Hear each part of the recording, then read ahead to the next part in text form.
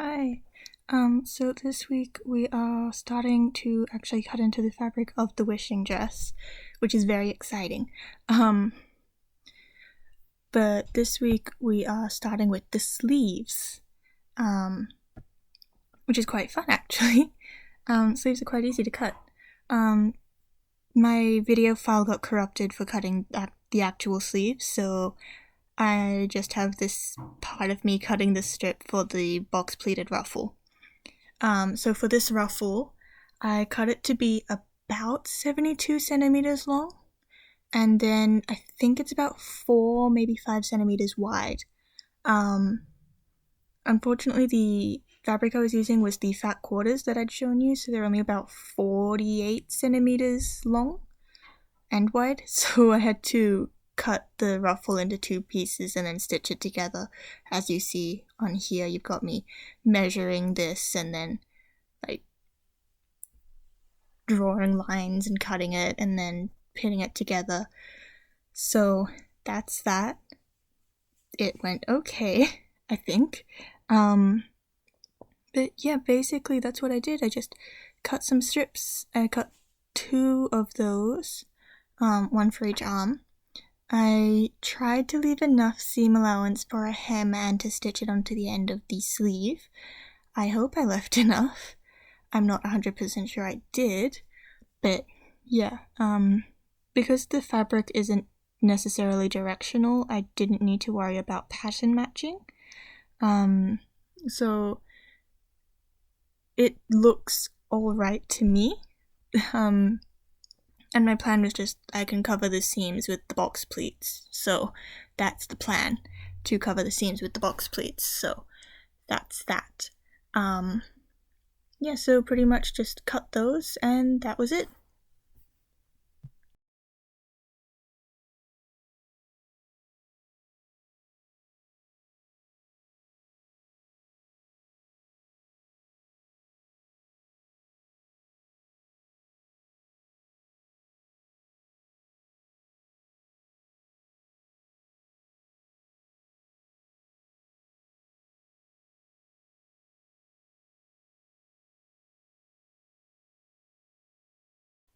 This next clip is just me stitching up the sleeves and the ruffle. So pretty much there's a dot just on the center back of the sleeve, just by the elbow. So I'm sewing that in, and then I sew the side seam of the sleeve, which is about halfway down the sleeve, and then I just sew the ruffle. So this is just more of me sewing that sleeve in. So as you can see, I started with the dot, so I started at the bottom of the dot and worked my way up, and I reverse stitched so that it didn't unravel. My stitch length I think is about 2.5 centimeters, just a normal straight stitch. Just went down the dot, that was about it. And then I stitched the side seam of the sleeve, as I mentioned before. This sits on the inside of your arm, if that makes sense. It sits against the side seam of the bodice, so it's not visible from the outside of the arm, which is pretty much what I was trying to imitate with the wishing dress, because I couldn't see any seams on the outsides of the arms, so I'm hoping it's about right. The ruffle part is just simply put together with a simple, again, straight stitch, 2.5 centimeters. I think it's about half a centimeter seam allowance. I've stitched it as close to the edge as possible, which was just aligning the edge of the fabric with the edge of my presser foot, so that it would work well. And then again, it's just a simple stitch down and stitch back up. Done. I did happen to I tried a new angle with my camera for the recording of this, and I may have knocked it a couple times because it's right where the wheel of my machine is for me to lift the needle back up, which was a little annoying, but it was fine. I got used to it. It's okay.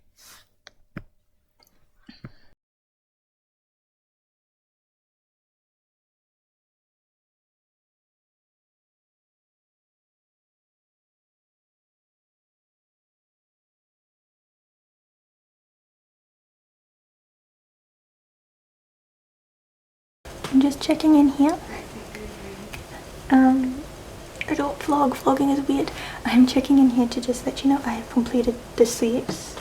Well, not really completed them, but I've stitched them up. So we've got our sleeves. This one is the left sleeve. I should probably label that.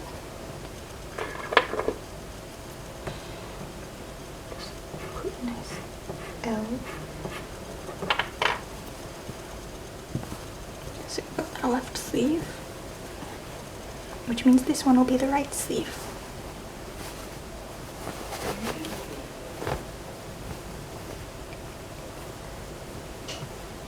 So for this, just try to mark an R.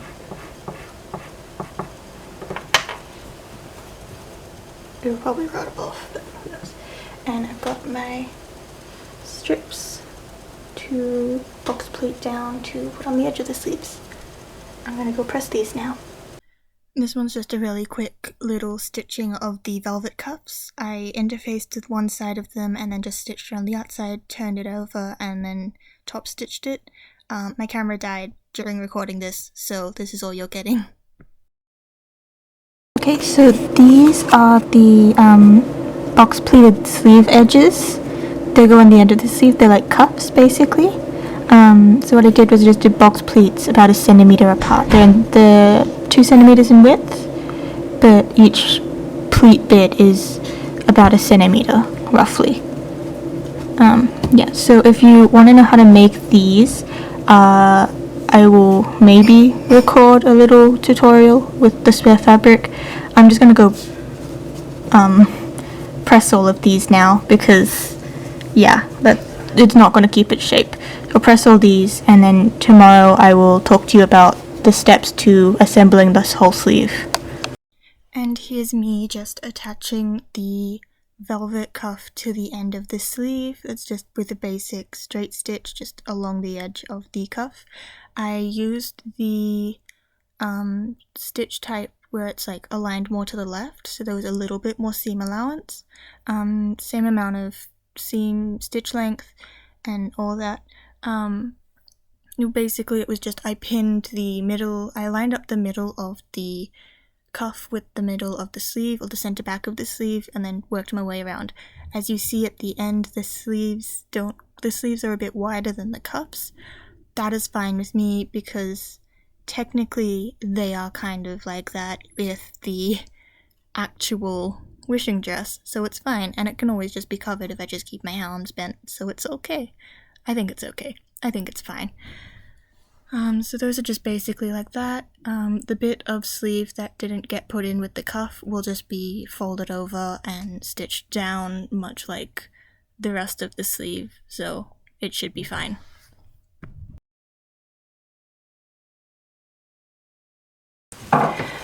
Okay, and the sleeves are done. They look like this. They've got the nice box pleating here and the velvet cuff and some lace. I will explain the lace in a second. The velvet cuff has some embroidery on it. Let me show you.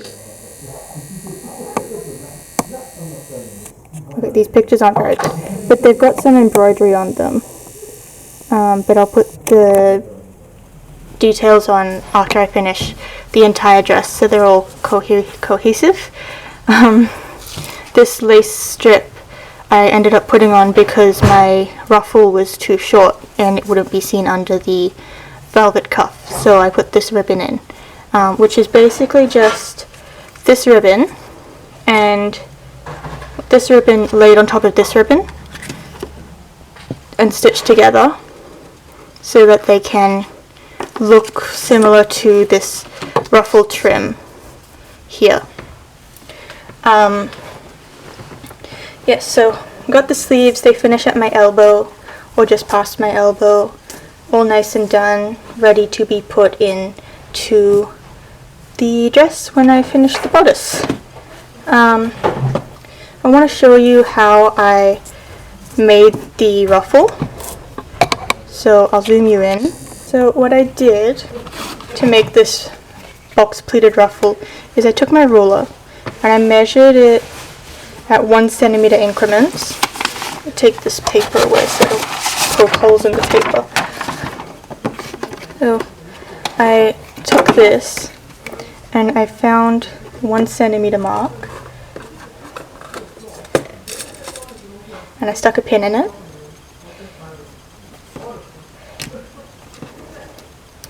I did that all the way around.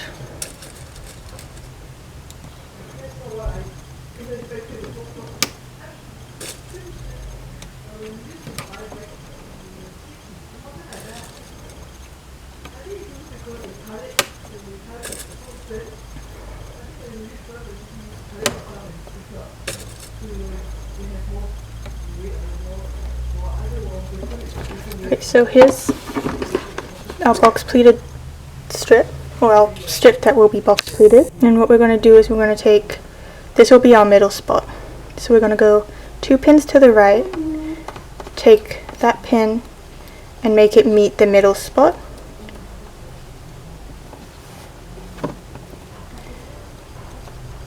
And then we will pin that in place. And go 2 pins to the left of the middle spot and meet that in the middle as well.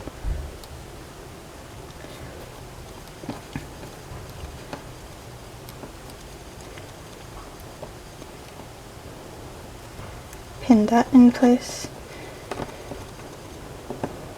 And continue that all the way along the strip, and you'll have this strip full of pins that make this little box pleat. And then what you're going to do is you're going to sew some basting stitches across the top, and then you'll press it down and it'll end up looking like this. The lovely little box pleats. So you want to cut your strip to be about 3 times the width of your arm, because that's what I did. So 3 times the measurement of the area around your arm, and you'll be able to box pleat it down in 1 centimeter increments. So this pleat itself measures 2 centimeters. And pleats like that. For this little band, what I did was I placed this blue fabric over the lace and I just whip stitched it in place. So if you flip it over, you can kind of see these blue lines, that's the stitching. And then to attach the lace to the actual sleeve, I did pretty much the same thing. I whip stitched in all these little peaks of the lace. And I did that in white so it blends in more, but you can kind of see here, if I pull it a bit, you can see the stitching. There's whip stitching there.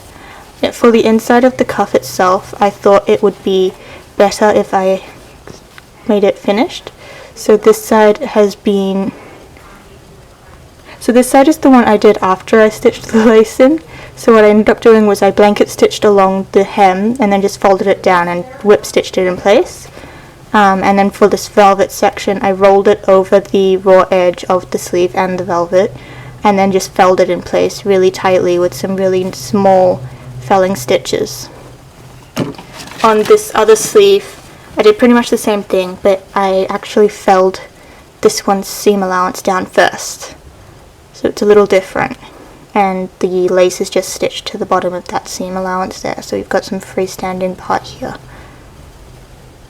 So that's the sleeves all done. You can see it looks quite good.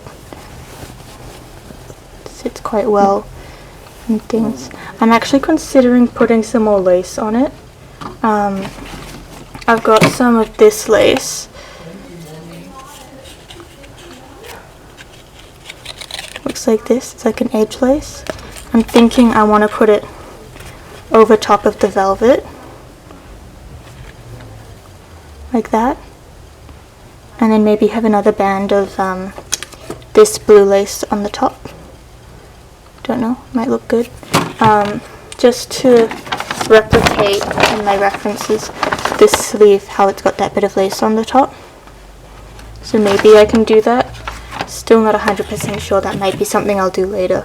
But I could even put the lace like this instead. Like that, and then have like the thin bit of ribbon here. I'm not too sure. But yeah, that is the sleeves all done. And with that, our sleeves and enjambs are finished.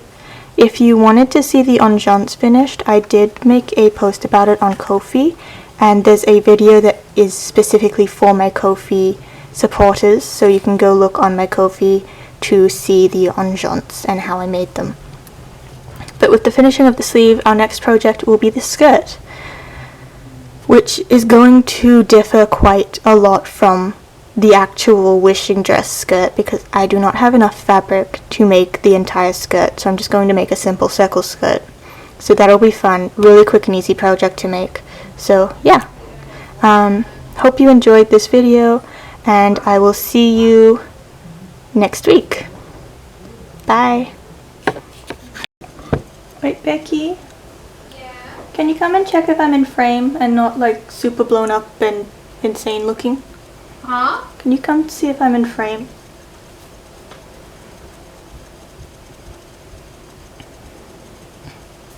Yep, you are in frame. Is it too close? Not really. Just like we can move it back a bit more. Yeah, that's good. Okay, cool. Thanks. Good night. Good night. Good night, Mum and Dad.